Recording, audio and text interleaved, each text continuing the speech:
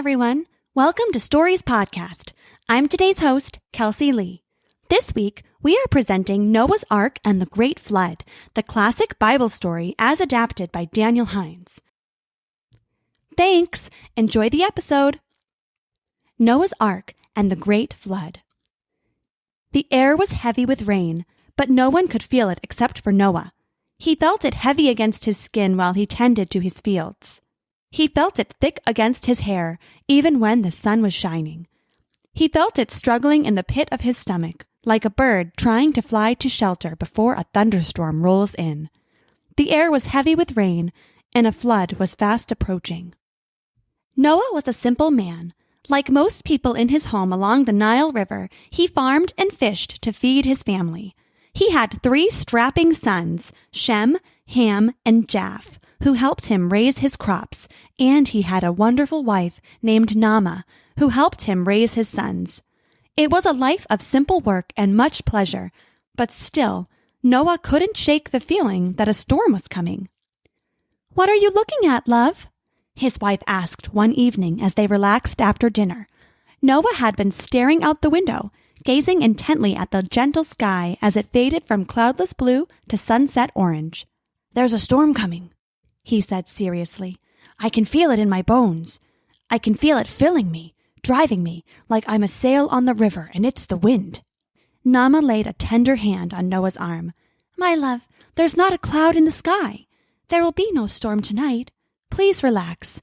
Every night for a month now you've felt a storm coming, and every day has been as dry as the ashes from last night's fire. Please, please, no more talk of storms." Noah nodded, but he kept on staring at the horizon. He stared long after his wife and sons had gone to bed. He stared while the moon climbed high into the sky and turned the broad bend of the Nile into a glittering canvas of calmly running water. He stared, sitting alone at the kitchen table, until he was suddenly joined by a man all in white. Noah knew he should have been scared, or at least surprised, but the man had a calming presence, a sense of peace and love that radiated from his body and filled Noah's heart like a song. "Be still, my child. Do you know who I am?" Noah found he couldn't look directly at the man, so brightly did he shine.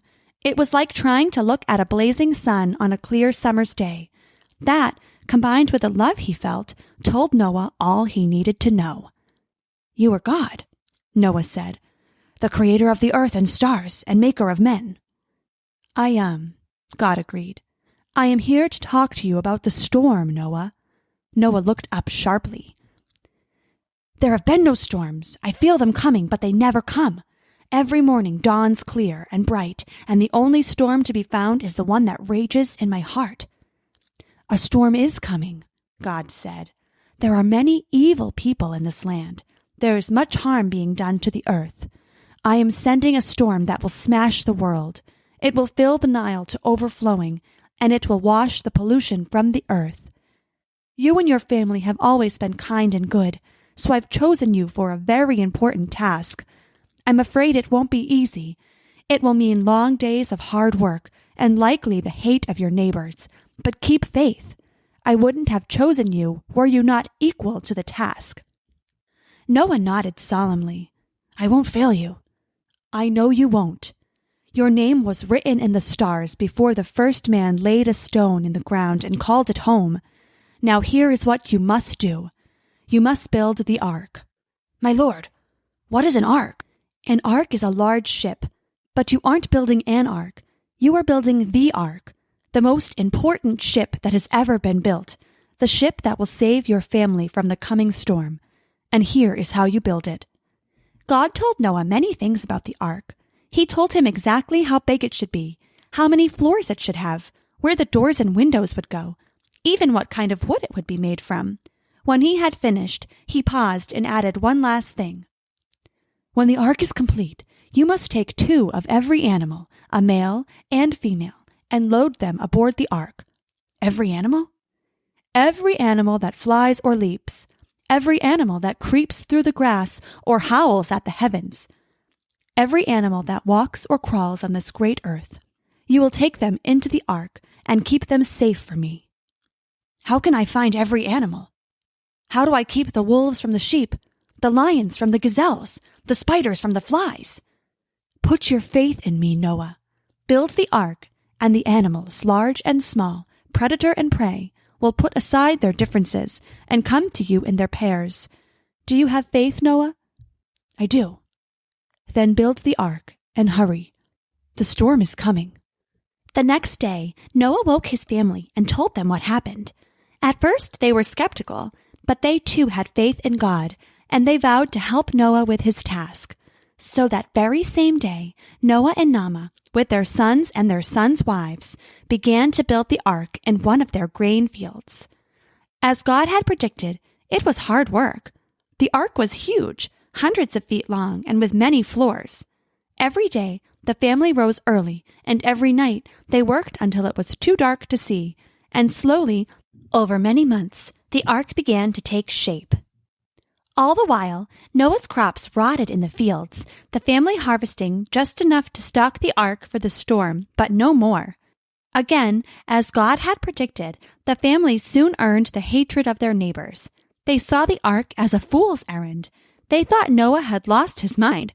Behind his back, they would whisper that he was crazy, and they kept up their evil and violent ways. At first, Noah tried to warn them, but they refused to listen. There's no storm coming, they would say. The Nile floods every year. There is no storm coming. Our homes are built securely, well away from the high water marks. There's no storm coming. We'll be as violent as we like, and there is no storm coming. And then came the storm. Just as Noah finished driving the last nail into the ark, a great dark cloud appeared on the horizon. It was black as a raven, and its wings were lightning and thunder and howling gales. So it comes, said Noah to Naamah. She nodded and went into the belly of the ark to be with the rest of the family. Noah took up a stone axe and cut loose the rope holding up the ark's gangway. The smooth wood slammed down into the barren field, creating a ramp leading up into the belly of the ship. The storm was growing now. Thunder shook the earth. Rain began to fall, softly at first, but soon the wind rose to a howling gale that drove the water in a stinging spray. A bolt of lightning ripped from the heavens and set fire to the forest. The air was full of smoke and water and wind and thunder, and it was all Noah could do to cling tightly to the rail and wait, and wait, and wait. Finally, from the chaos, a single white dove soared into view. Even as the clouds blotted out the sun and cast the valley into darkness, the dove seemed to shine a bright white. A moment later, it was joined by a second dove. They soared above the ark, miraculously ignoring the wind and rain, and began to circle, two shining stars in the storm-black sky. Next, from the wind-driven smoke came a pair of lions, a male with a golden mane and his sleek huntress wife. Behind them came the gazelles, and the wolves and the sheep, and the spiders and the flies, and the eagles and the dogs, and the camels, and on and on. Two of every animal Noah had ever seen, and many that he had never even dreamed of. In a calm and orderly line, they climbed the gangway and entered the ark, 2 by 2, just as God had promised. When the last animals, a pair of great horned turtles, had climbed aboard, the storm let out a thunderclap that roared across the valley. Rain began to fall in thick sheets, so cold and heavy that Noah was instantly chilled to the bone.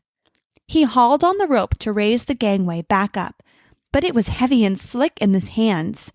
The Nile began to overtop its banks, the water rushing over the valley and sweeping away everything in its path.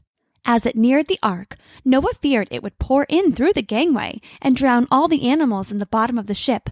He pulled at the rope, but the wind fought him every inch, pushing at the wooden door and threatening to rip the line from Noah's hands. "Father!" It was Shem. "Come below!" "The gangway!" Shem saw the struggle and slid across the ark's deck to his father's side. Together, they hauled up the gangway until it was once again up and the ship was sealed tight. Noah leaned against the ship's railing to rest. "Father, we need to go below!" Noah took one last look out at the valley that had been his home. watched the rushing floodwaters rise and sweep clean everything that man had built. He shed a tear, for what exactly he couldn't have said, and in any case it was soon lost in the rain, just another drop in the great flood that swallowed the world. Arms about each other's shoulders, Noah and Shem staggered back into the ark. For 40 days and 40 nights the great storm raged. Noah and his family sat huddled in the belly of the ship with the animals. As God had promised, the animals were perfectly calm and quiet, so all that could be heard was the thunder and rain driving against the ark. They waited and waited and waited. Finally, the storm ceased. 1 second, it was raging as hard as ever.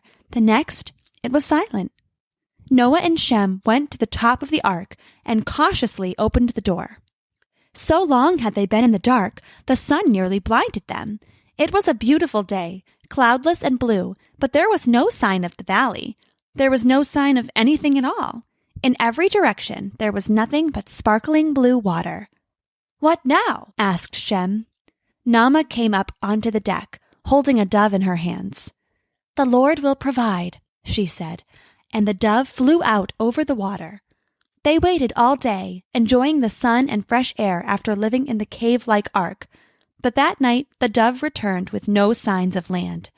The next day, Naamah again released the dove. And again they waited breathlessly for a sign of hope. And they were rewarded. That night, when the dove returned, it held an olive leaf in its beak. The children cheered, and Noah hugged Naamah, knowing that a leaf meant that the great flood must be finally lowering.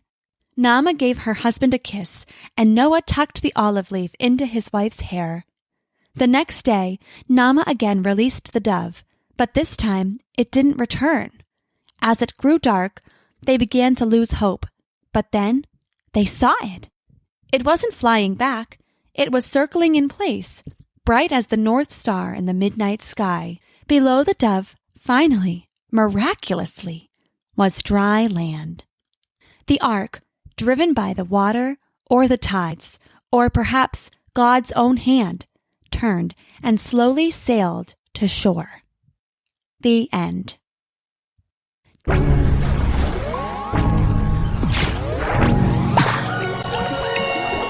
Thanks for listening.